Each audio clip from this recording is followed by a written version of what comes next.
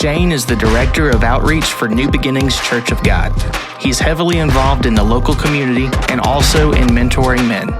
From the ages of 17 to 35, Shane lived a life of sin, but God delivered him from drug dealing and drug addiction. Shane is passionate about reaching the hopeless men in our community by being the hands and feet of God's love outside the four walls of the church.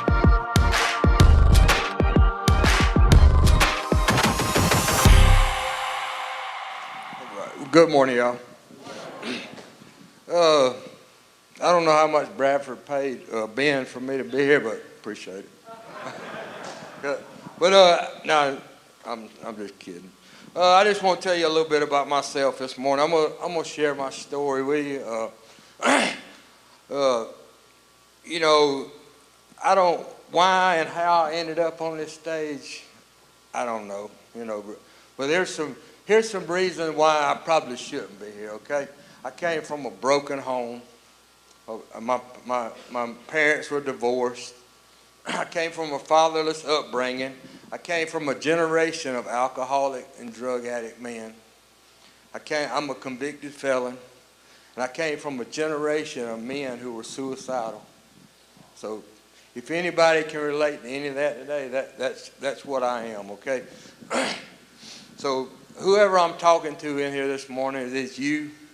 Are you a father? Are you a son? Are you an uncle that can relate to some of those things? But really what I wanted to share with you this morning was encounters, men in the Bible who had encounters with Jesus. And Jesus always went to where they were in their life, in their situation. And when they had an encounter with Jesus, it transformed their life. It truly transformed their life. And that's what I want to go to with my story, because when the encounter I had with Jesus, it truly transformed my life, man. It did. So some of the men in the Bible who had encounters with Jesus, for one, you know this story of when Jesus was crucified, he was on the cross, and two men were on the cross with him, two criminals, and one was a thief, and I would say they had an encounter with Jesus, that changed their life, you know, especially one of them. And the other one was Lazarus. When he was raised from the dead, I would say he had an encounter with Jesus, And Legion, the demon-possessed man who Jesus cast the demons out of him, he had an encounter with Jesus. And Zacharias, he was up in a tree. That's kind of an odd encounter, and Jesus told him to come down. You know, I said that because sometimes when you're in weird situations, Jesus shows up, and then you encounter him, you know. But the last person I want to put on that list is Shane Smith, when he had an encounter with Jesus, okay? They didn't put it in the Bible, but it happened. But I just want to start out with my childhood, man. I grew up in church, man. My dad was a pastor. I'm a preacher's kid. I grew up in church, man. But toward the end, when I was in high school and stuff, my dad, he got caught up in a relationship at church. And it tore, you know, he cheated on my mom, and it tore my family apart, man. And it really made me mad at God. Not only did it make me mad at God, it made me mad at my dad. You know, because my dad, he packed up, moved on, and left the family just sitting there hanging. And man, I had some anger at God and my dad. You know what I said? I said, man, I'm done with church. I'm done with God. I'm gonna do what I want to do. I'm gonna have fun. I'm gonna enjoy life. So I did, man. I did. 18 years old. I said, you know what, man? I had a draw to the street life. Okay. I looked up the drug dealers in the community. Man, I said, man, I want to be like that guy. I do. That's what I want to do. And man, I struck out. You know, I struck out, man. Just fooling around in Carrollton, man, making my name. If you make your name, you know, in the streets and stuff, that's how you get street credit, I guess what they say. So, but from the time I was 18 to 28, I lived the street life, man, and I finally moved off to Atlanta and got affiliated with a lot of people up there, and so I guess I was doing what I wanted to do. You know, I was traveling right along. Two parts of my life before Christ. I had because Satan, what he does, man, he makes everything look really good in the beginning, man. He puts diamonds and sparkles on it, man. And man, I lived in the strip clubs and the clubs in Atlanta, man. Messed around and got me a job at one of the strip clubs, working the door, man. That's great business there. Great business, okay?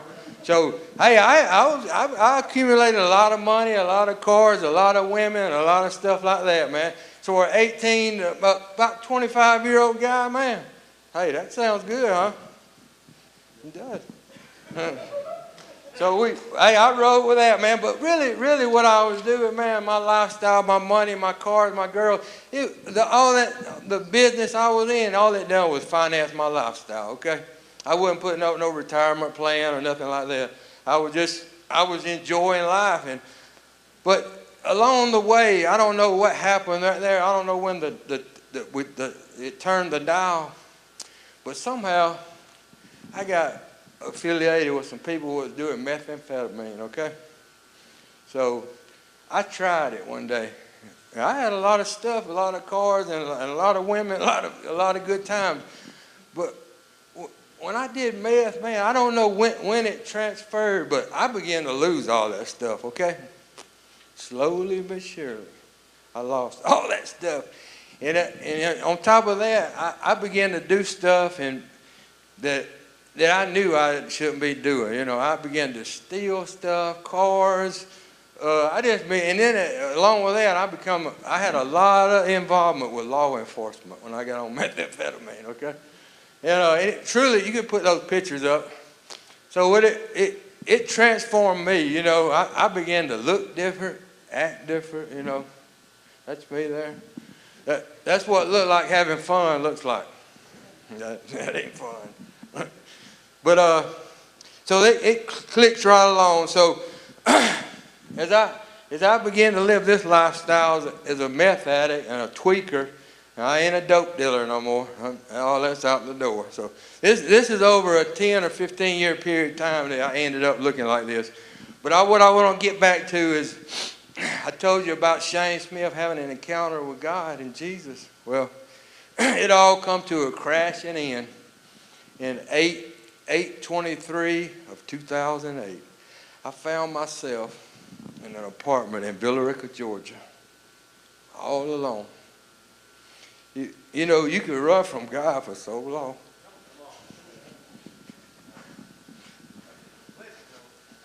And God chased me into an apartment, and I stayed there for 3 days.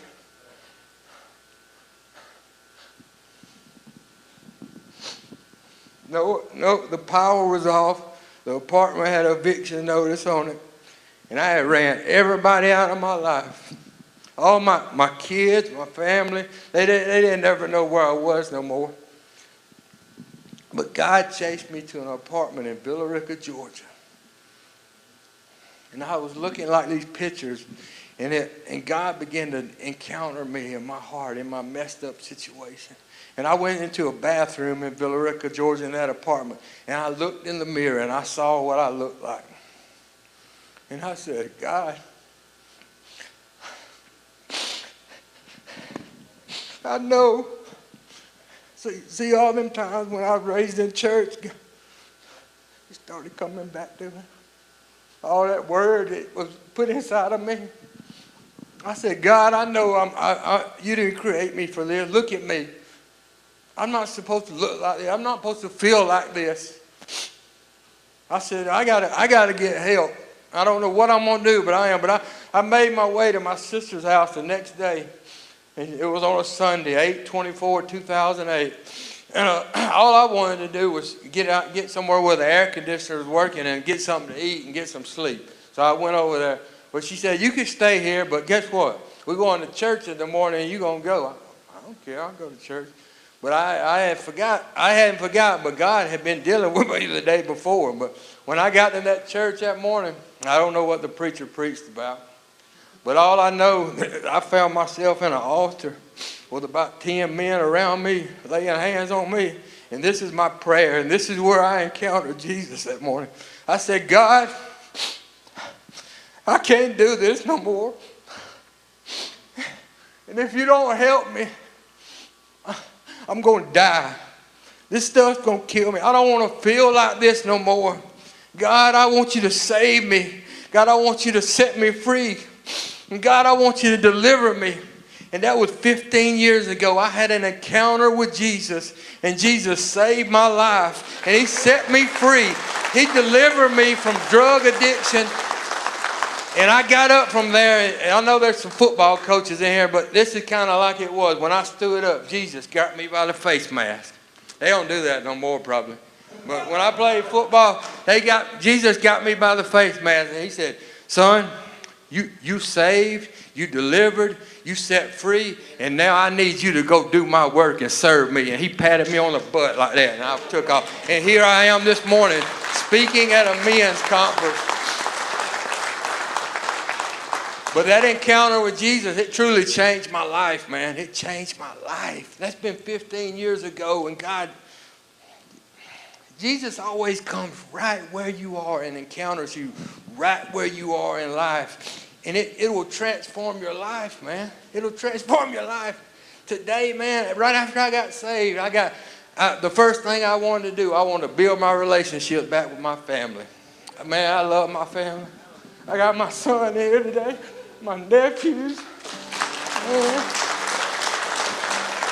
And God blessed me with a good wife, a good job. The next thing he gave me was a great job. I walked to a place in Carrollton and got me a job right after I got saved. I said I walked. I didn't drive because I didn't have nothing no more. I didn't have no license. I didn't have no clothes. I didn't have no car. I walked over there and told the man, hey, I just got saved. Can you give me a job? He said, what's that mean? I said, you give me a chance and I'll show you. I'll be the best employee you ever had. Well, next week, that business that hired me, I'll be signing papers to be half owner of that company. Amen, brother. Hey, an encounter with Jesus will change your life, okay? It will change your life. So is God trying to encounter you this morning? Does he want an encounter that will change your life, okay?